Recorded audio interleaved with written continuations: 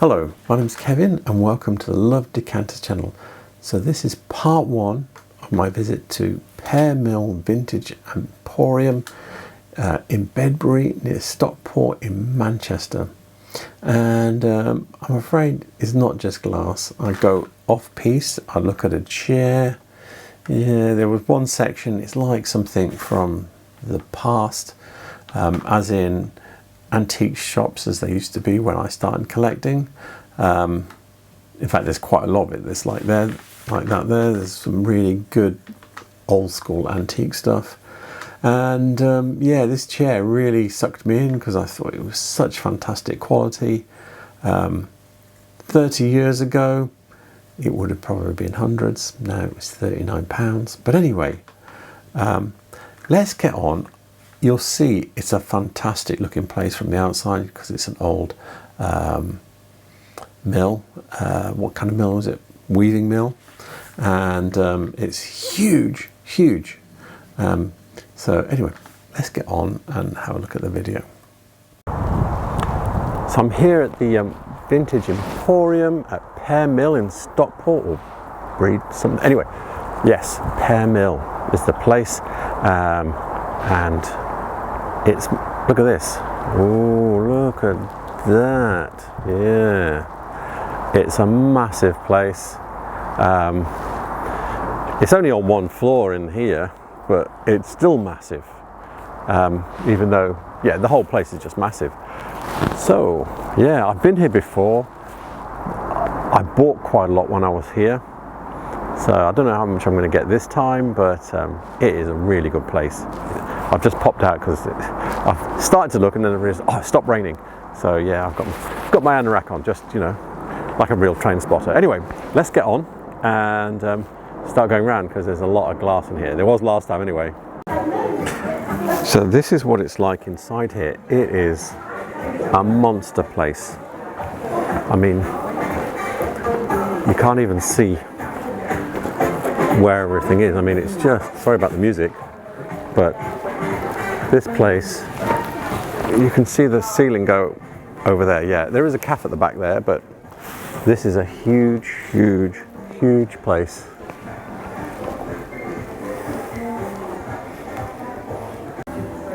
Almost immediately in, I spotted these. Yeah, they're that crappy glass that I really like. So these are pressed little shot glasses. I mean, they look like penny licks a bit, but they're too deep. You never get your tongue all the way in there unless you're yeah, anyway, look at the cut bases. So they've got polished pontils there as well. I've never seen these before. I've seen them in the books. I think they're in the Sowerby catalogue. I'm not certain, but we can have a look. Yeah, they're cool. They're really cool, but they are £12. But I think if you're a hard drinker, they're definitely worth it just to have a shot with from time to time. This is the Sowerby catalogue for 1874 that I downloaded from the Victorian Press Glass website. Now, it's got a lot of tumblers in here. These are all the pressed ones. If I continue down, they do cut ones as well. Where is it? Here we go. Tumblers cut. But if we go back to where we were, I think it's this one here. Now, I'm presuming lots of other people were making them. This is the closest one I can find to it. There's like different sizes and everything. I think this is the smallest one. And yeah, I mean, the thing is they're making loads of different patterns. And I've tried to look in other catalogues and there's nobody that's kind of like showing you all of their pressed glass from this period that I can find. So, but yeah, if it's going to be anybody, it's going to be them. So that's where we are. And this is 1874, which is why I was kind of excited because, yeah, piece of pressed glass from that's, you know, 150 years old, potentially. You don't see that very often. So yeah, I was very happy to see those. I would have bought them, but I'd like to stay married. My wife was not impressed with those. I'm right in the corner, and Yeah, if you're going for the sort of like Whitefriars Baxtery look, there's a couple of cheap alternatives here. So there's this. See, it's got a little Tudor rose at the bottom. This is Bagley, I think. And what do they call? Oh yeah, look, they've got it. Bagley handkerchief vase. So they've got this lovely texture, £12. So that's, and they've got this up here, which is Avon. This looks kind of like something from Finland, but it's by Avon. So here's the bowl we were looking at. It's on the this is the Wakeful Council Museum website. They have a massive collection of Bagley, and here it is. And what struck me, it's called Wild Oak design. It's a Yorkshire white rose, blah blah blah. Molten look was achieved by returning the bowl. Anyway, it has this textured barky finish. Yes, so remember that. And the date is 1965 to 75, and that date struck me. I was thinking, that's a bit early. That's a bit early. So off I shot. This is whitefriarsglassworks.com. This is the 1967 catalogue here. Yeah. So this is 2 years later. This is the first appearance of bark vases. Here, look, there you go. There you go. So I wonder who Geoffrey Baxter was not copying, influenced by when he started doing textured works. Who influenced who? Who started it? I suspect that it started in Scandinavia. I did try to find others, but yeah, I gave up quite quickly, to tell the truth. And the other vase that we looked at, the Avon one, here it is. Yeah, but this is Etsy. It is sold for £14. They say 1970s, but I suspect they've made that up. Yeah, it just has that look. Could be earlier, could be later. I don't know. I punted around. There's no authoritative website for Avon's collectibles that I could find. So, yeah, that's just a guess. Probably is, because by now you're coming away from the art field into the really commercial world. So anyway, those are the two vases that we're looking at there, or a bowl and a vase. I've seen something from a distance, so I'm going to zoom in. Oh, this is interesting. How much is it? 14. So, I've seen... This might be... I think this is a sort of an early Victorian decanter. Quite interesting, but this one here... Glass decanter, chips on rim. Let's have a look. Oh, that's why it's only £12. Look at that. That's not chips. That's like, yeah. So this is I'll go with. I'll have to say Anglo-Irish, but I think this is an Irish decanter. It's really nice, but that is a killer blow there. But yeah, so this is probably 1820s or 30s. You got some fine hobnails there, some pillar cutting, some step cutting. Yeah, that is a really nice decanter. But that, yeah, I'm not to bring anything broken home, and that is clearly, if that weren't that bad, I'd have had it, but that is a huge chunk off that. So £12 is still okay, but I have so much glass, I'm not allowed to bring anything broken home. This is a page from the book Irish Glass by Phelps Warren. And yeah, so whenever I see those vertical bands with the fine hobnails like this here, and interspaced with pillar cutting, which is what this is here. I always think Irish glass. You could say it's Anglo-Irish. I've not seen any references for it being English, but yeah, I found this in this book, and also what was the other bit I found? Yeah, so we should check the dates. 1800 to 1820. We found this as well, a similar pattern here. There's another big bowl up here. This is dated 1820 to 30. I would put it in that category. Pillar cutting, I don't think they were really doing it in 1800. They definitely weren't doing it. And I think I have so this is an earlier book than the other one I have. That's more of a historical book that says they didn't do steam powered cutting until after 1800 to 1809. This one here actually to me feels like it's later, because it's got this pillar cutting, and that's not something you would achieve, or you would want to achieve, with a treadle powered cutting. Anyway, that's just my thoughts. I think this is probably a bit later. The other date on the other piece, which is actually from a collection, Marcus of Bute's collection, so Borders new, so they would know the date for definite.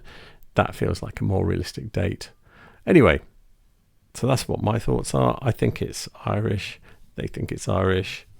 Yeah. And I've got other decanters that are that exact shape, which came from Ireland. So yeah, I'm happy with that. I have no idea why, but here's another of those decanters. This is somewhere else. It's this one, early Victorian job, and it's kind of molded and cut. But why would you separate them if it's a pair? Because the handwriting is the same, so it's the same dealer. Why would you separate them? Bit weird, because they're more valuable as a pair. Actually, there's a third one here, and it's the same dealer. He's put the same price on, but this one's got the wrong stopper. So what's this behind it? I've not pulled this out and had a look. Well, that's quite nice. 19th century. So this is probably 1820s, 1830s, something like that. Yeah, that's quite a nice decanter. I'm going to see what I see here. I might be back for that if I'm allowed. We'll see. That's quite nice. Unusual neck ring configuration. So yeah, I'm only looking at decanters at the moment, it seems. I don't know, I shouldn't be doing that. I should be looking at other things too. I have no idea why, but here's another of those decanters. This is somewhere else. It's this one, early Victorian job, and it's kind of molded and cut. But why would you separate them if it's a pair? Because the handwriting is the same, so it's the same dealer. Why would you separate them? Bit weird, because they're more valuable as a pair. Actually, there's a third one here, and it's the same dealer. He's put the same price on, but this one's got the wrong stopper. So what's this behind it? I've not pulled this out and had a look. Well, that's quite nice. 19th century. So this is probably 1820s, 1830s, something like that. Yeah, that's quite a nice decanter. I'm going to see what I see here. I might be back for that if I'm allowed. We'll see. That's quite nice. Unusual neck ring configuration. So yeah, I'm only looking at decanters at the moment, it seems. I don't know, I shouldn't be doing that. I should be looking at other things too. I mean, look at it in here. It's hardcore antiques. This isn't none of your vintage stuff. You've got your Staffordshire flatback dogs and all sorts of old kerosene lamp there. And yeah, look at this. Look at this. Lovely. That's out of someone's office. That's not flash enough to be. And look, it's got candles and everything. built into it. So that's out of somebody's office. That's not from sort of like, I don't know, 1870 or something like that, but that's out of somebody's office. Yeah, and look, yeah, lovely Georgian three-legged table. Just such cool things in here, you know. This is the stuff that I really like, but yeah, I can't take it home because I would have no space for it. And look, it goes all the way around. This is like a shop on its own. I know, I'm not supposed to be doing furniture. This is a glass channel, but I just spotted this. It's £39. So this chair must be, it's what's known as a sabre leg chair. So like a sabre sword. It bends in, and it's got lots of extras, little carving here, little metal chunky bits there, and look at the carving here. Look at this. This is all carved. This is superior quality late Georgian chair, and £39 for a chair that's probably like, I don't know, 190 years old or something like that. That is a bargain. Sorry, it is wood. I wanted to explain something about that chair, why I thought it was so good. So this is one of my set of dining room chairs, and you can see this is completely flat. So this is a Regency chair, and it has these grooves cut in it. This is quite nice. This is carved moulding here that goes around the corner. Can you see? So this is a nice chair. But the chair we were looking at had flat, and then it had this big scoop carved out, which meant originally it was started as a thicker piece of wood. They would have carved it down and then left a piece in relief and carved that way to create that piece like that. And I'll show you something I have on some other chairs that we have. So this is the back of another chair that I have. This is a later balloon back, so this is probably from the 1840s or something like that. And you can see this. Can you see there? I can get it to focus on here. This stands out. Okay. So this has been carved away, and then they've left this piece in release, and then they've carved it back to create this piece here. These bits here have just been carved out. Yeah. Of the flat. So yeah, this is a superior chair. I know it is because it's a Gillows design. So yeah. Okay. I'm going to go away and talk about this a bit. I know. I'm talking about something that isn't glass, but that chair was so nice, and so cheap. And that is the thing. So I'm going to endorse buying good dark furniture. It's so out of fashion, so incredibly out of fashion at the moment. That is a super superior chair. I don't know who made it. I've gone through my books, can't find it. It'll be from the 1820s. That's when sabre leg chairs were in fashion. That's even better than any of the ones I saw in my books. Yeah, so, but I have loads of chairs to tell the truth. And I mean, I have 6. The first chair I was showing you there, I have 6 of those. And they cost me £145 for 6 Regency chairs. You know, brown furniture is so cheap. It's cheaper than IKEA. I don't know if you can get 6 chairs for £145 from IKEA, probably, but they won't be around in 200 years, I can tell you that. Anyway, yeah, so I got quite excited about that chair, and I just thought, because it was so much better than anything I see, and if I didn't have so many chairs already, I would have brought it home, but I don't have anywhere for it really. This house is not that big, and we do have quite a few chairs, and I would love to be able to buy more brown furniture, but space is an issue. But if you have space and you're looking for something, look at the oldest, brownest furniture you can find. And there is a plateau where the prices start to get away. I think that chair itself should have been very expensive, or more than what it was on for. But yeah, it kind of breaks my heart to leave it behind, but I've got nowhere for it. You know, the fact that I've got Gillow chairs in my house and we've not paid millions of pounds for them.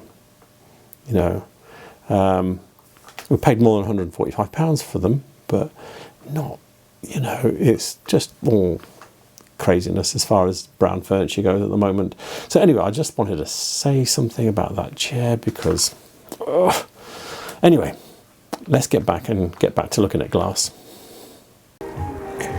So you've got something here. I mean, this is Kribska, but this, I know it's pressed glass, yes, but I've never seen this before. It's like something Walther & Zahn would do, or Stölzle, something like that. But what's interesting is it's two bowls in one, so it's not like a bowl on the stand. It's actually, but they're made to be fitted together. So you can, where that goes onto there, goes onto there. So that is super cool. That the fact that there's the two whole pieces. How much is it? I didn't actually look at the price. £28. So this is probably 1930s, something like that, and that is a really nice, cool deco piece. As soon as I looked at that film again, I realised that it was Stölzle. I came straight to this catalogue, which is it says it's before 1958, and I found these two pieces here. There's just two. You can see here very clearly there's the three vertical lines with a tall one in the middle, and then you've got three intersecting pieces across the bottom, ribs, I suppose, curved ribs. So, but there's only these two pieces here. I knew where to go. 20th century glass. Let me show you what I found on 20th century glass. So you've got this bowl here in green, you've got the same bowl here in amber, you've got a jug here, you can see, look, three vertical lines on that one, this bowl here as well in amber, this bowl, there's some more bits, this one, look at this one with a different shaped base, you've got another vase here, these bowls, these are the same as what we were looking at. Anyway, there's quite a few different shapes. I did look at this one, so we'll go back to this one because I know what subsequent pictures you've got, and you can't see it very well on here, but if you look at this picture here, you can see you've got your three vertical lines, the tall ones in the middle, so that's all good. And you can see down the bottom you've got these three intersecting ribs. I think there's a better picture of it somewhere. There you go. Got your three intersecting ribs that are curved, and you can see them better how they all meet up around the side. And then there's a weird, yeah, this is it. So the other thing it had was this Genko leaf shaped at the top. So yeah, I'm very happy that this is the same pattern. We close that, go back to here. So he's confirming Stölzle, 1930s, which is what I thought. Well, I said Walther & Zahn. Stölzle is an Austrian company, but this factory that makes pressed glass is based in the Czech Republic. Walther & Zahn is also an Austrian company, so it's from the same design background, and it just had that feel to it. So, yep, I'm happy with that. And the two pieces like that. I've never seen it before. It's not in my books. It's not on 20th century glass. So I think it's like a real cool. It's probably the standard for this pattern, the one that you should be looking for, where it's two parts that interlock together. Yeah, and it make a great table centerpiece if you've got an Art Deco room. Real class piece of glass. So, and it was not expensive either. So anyway, just thought I'd highlight that. You know, it's 90 years old and you've still got both parts fitting together. Fantastic. Yeah, so all my glass friends out there, sorry, I went off piste. I looked at furniture. I couldn't control myself. It was such a nice chair, such a nice chair. There was also that Irish decanter with a big chunk out of it. That's sad. But anyway, it is what it is. So what am I going to do? I'm going to put all the references you saw in the description below. What else am I going to do? I'm going to give you the contacts details for Pear Mill. And please also remember to like and subscribe because it helps my channel. And thank you for watching and have a good night. Good night.